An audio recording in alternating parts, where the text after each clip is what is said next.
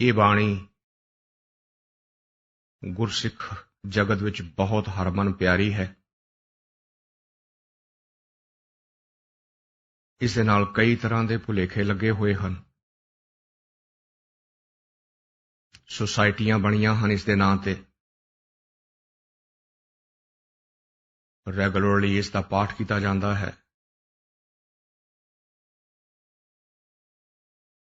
ਇਸ ਬਾਣੀ ਦਾ ਸਿਰਲੇਖ ਪੰਚਮ ਮਹਿਲ ਵੱਲੋਂ ਸੁਖਮਨੀ ਰੱਖਿਆ ਗਿਆ ਸੀ।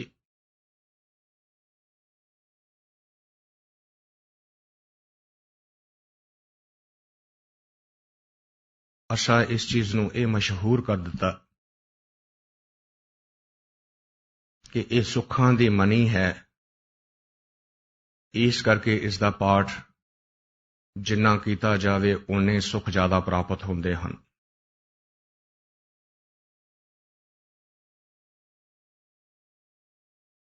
ਬੇਨਤੀ ਕਰਨੀ ਚਾਹੁੰਦਾ ਹਾਂ,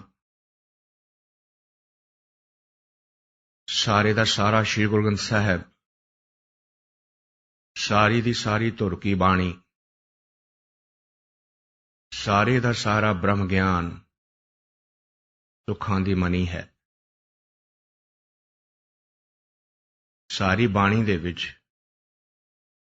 ਦੁਖਮਨੀ ਦੇ ਟਾਈਟਲ ਦੇ ਥੱਲੇ ਕੁਝ ਨਹੀਂ ਕਿਹਾ ਗਿਆ।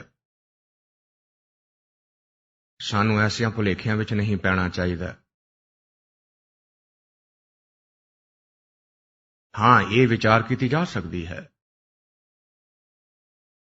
ਕਿ ਅਗਰ ਇਸ ਦਾ ਸਿਰਲੇਖ ਸੁਖਮਨੀ ਰੱਖਿਆ ਗਿਆ ਤੇ ਉਹਦੇ ਪਿਛੋਕੜ ਵਿੱਚ ਕੀ ਇਸ਼ਾਰਾ ਹੈ।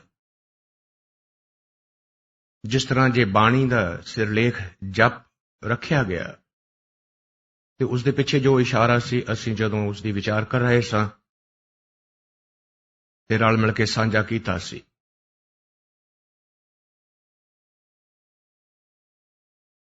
ਇਹ 24 ਅਸ਼ਟਪਦੀਆਂ ਹਨ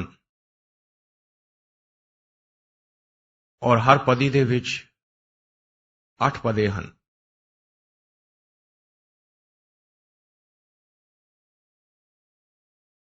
ਬਾਣੀ ਦਾ ਫੈਸਲਾ ਸੀ ਗਿਆਨਹੀਨੰ ਅਗਿਆਨ ਪੂਜਾ।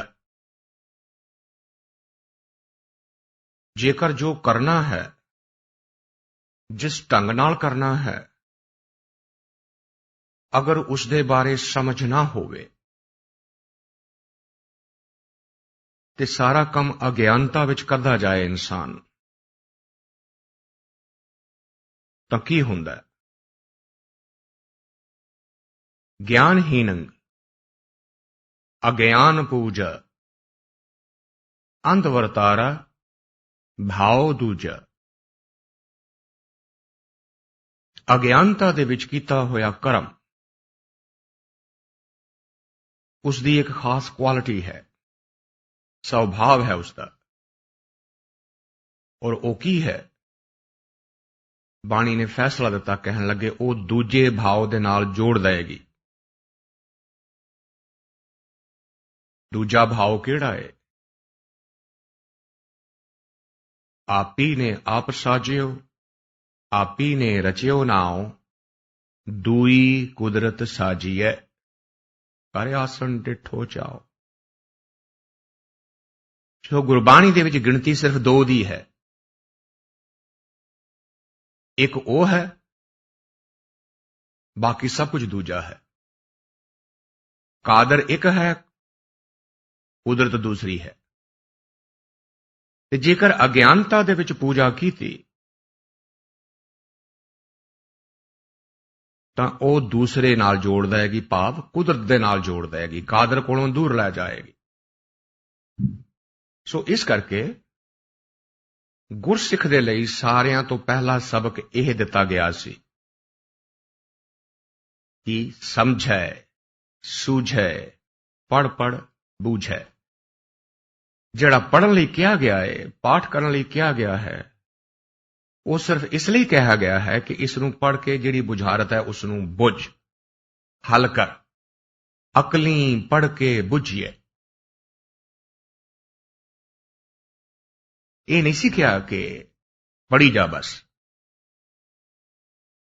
ਨਹੀਂ ਕਿਹਾ ਇਹ ਸੀ ਅਕਲ ਦੇ ਨਾਲ ਪੜ੍ਹ, ਇਸ ਕਰਕੇ ਕਿ ਇਸ ਬੁਝਾਰਤ ਨੂੰ ਹੱਲ ਕਰਨਾ ਹੈ। ਇਸ ਦੇ ਵਿੱਚ ਇੱਕ ਬੁਝਾਰਤ ਪਈ ਹੈ, ਜਿਸ ਬੁਝਾਰਤ ਦੇ ਨਾ ਸਮਝਣ ਕਰਕੇ ਜੀਵ ਭਟਕ ਗਿਆ ਹੈ। ਤੇ ਗੁਰਸਿੱਖ ਜਿਹੜਾ ਸ਼੍ਰੀ ਗੁਰੂ ਨਾਨਕ ਦੇਵ ਦੇ ਦੱਸੇ ਹੋਏ ਮਾਰਗ ਦਾ ਪਾਂਧੀ ਹੈ, ਚੱਲਣ ਵਾਲਾ ਹੈ, ਉਸ ਦੇ ਲਈ ਇਹ ਬੜੀ ਜ਼ਰੂਰੀ ਚੀਜ਼ ਹੈ ਕਿ ਉਹ ਅੰਧ ਵਿਸ਼ਵਾਸ ਨਾ ਡਿਵੈਲਪ ਕਰੇ। ਸ਼੍ਰੀ ਗੁਰੂ ਨਾਨਕ ਦੇਵ ਜੀ ਦਾ ਇਹ ਸਾਰਿਆਂ ਤੋਂ ਅਹਿਮ ਸਬਕ ਸੀ, ਕਿਉਂਕਿ ਉਹਨਾਂ ਦੇ ਮਾਤ ਲੋਕ ਦੇ ਵਿੱਚ ਵਿਚਰਨ ਤੋਂ ਪਹਿਲਾਂ ਜਿਹੜੇ ਦੋ ਮਾਰਗ ਸਨ, ਭਗਤੀ ਮਾਰਗ ਤੇ ਗਿਆਨ ਮਾਰਗ। ਭਗਤੀ ਮਾਰਗ ਜੋ ਹੈ ਉਸ ਦੀ ਕੰਡੀਸ਼ਨ ਸੀ ਕਿ ਬਿਲਕੁਲ ਕੋਈ ਸਵਾਲ ਨਹੀਂ ਕਰਨਾ, ਝੁਕਾ ਦੇਣਾ ਹੈ ਆਪਣੇ ਆਪ ਨੂੰ। ਤੇ ਉਸ ਦੇ ਵਿੱਚ ਖਤਰਾ ਪੈਦਾ ਹੋ ਗਿਆ, ਲੋਕ ਅੰਧ ਵਿਸ਼ਵਾਸੀ ਹੋ ਗਏ, ਪੁੱਛਦੇ ਹੀ ਨਹੀਂ, ਜੋ ਕਹਤਾ ਉਹ ਬਿਲਕੁਲ ਬੁੱਤ ਦੀ ਤਰ੍ਹਾਂ ਦੁਹਰਾਈ ਜਾਂਦੇ ਨੇ। ਦੂਸਰਾ ਮਾਰਗ ਸੀ ਗਿਆਨ ਮਾਰਗ ਦਾ। ਗਿਆਨ ਮਾਰਗ ਇਹ ਕਹਿੰਦਾ ਸੀ ਕਿ ਤੂੰ ਇਸ ਦੀ ਵਿਚਾਰ ਇੰਨੀ ਡੂੰਘੀ ਕਰ ਕਿ ਵਿਚਾਰ ਕਰਦਾ ਕਰਦਾ ਹੀ ਉਹਦੇ ਵਿੱਚ ਖੋ ਜਾਏ। तो ਉਹਦੇ 'ਚ ਵੀ ਖਤਰਾ ਪੈਦਾ ਹੋ ਗਿਆ। जितनी विचार गहरी हुई उतना हंकार वधा नाल चला गया, जितनी जानकारी वधी चली गई तिवें तिवें हंकार वधा चला गया। तो श्री गुरु नानक देव जी महाराज ने आके इन्हां दोनों रस्तियां नूं मिला दिता। कहण लगे कुछ समझण दी भी लोड़ है, पर इन्ना भी समझण दी लोड़ नहीं कि फिर कुछ करे ही ना, समझदा ही जावे, ज्ञान ही इकट्ठा करी जावे। बेसिक फंडामेंटल प्रिंसिपल जरूर पता होने चाहिए ने। तो जो एक बार पता लग गया, हुण बहसां छड्ड के फिर कमाई करनी है। ये जिहड़ा मार्ग चलाया, इस दे विच भाषा दे तरह तरह के अखर वरते गए, तां दुनिया नूं भुलेखे पैण लगे, जिस तरह के सानू भी भुलेखे पए होए हन, असीं भी फिर उस तरह ही करते हाँ। किहड़ी कमाई करनी है, किस तरह की करनी है, गाइड कौन हुंदा है, किस अवस्था ते पहुंचना है। तो सुखमनी बाणी जो है, ये ओ जिहड़े महत्वपूर्ण शब्द सन, उन्हां दी डेफिनीशन है, उन्हां दी व्याख्या है। इस करके एक एक अष्टपदी नूं लैके उहदे च एक एक अखर नूं लिया और उस अखर नूं एक्सपैंड करते चले गए। मतलब कि भाव की सी कि जितना चिर गुरसिख शब्दां नूं समझेगा नहीं, उन्ना चिर ये भुलेखे च पूजा करेगा, ते भुलेखे च पूजा करदा होया बजाय सुख दे रस्ते वाल जाण दे दुख दे रस्ते वाल चला जाएगा। इस करके इस बाणी का सिरलेख टाइटल रखिया सुखमणी। भाव कि ये असली शब्दां का असली मतलब दसदी है, इस करके इसका टाइटल सुखमणी है।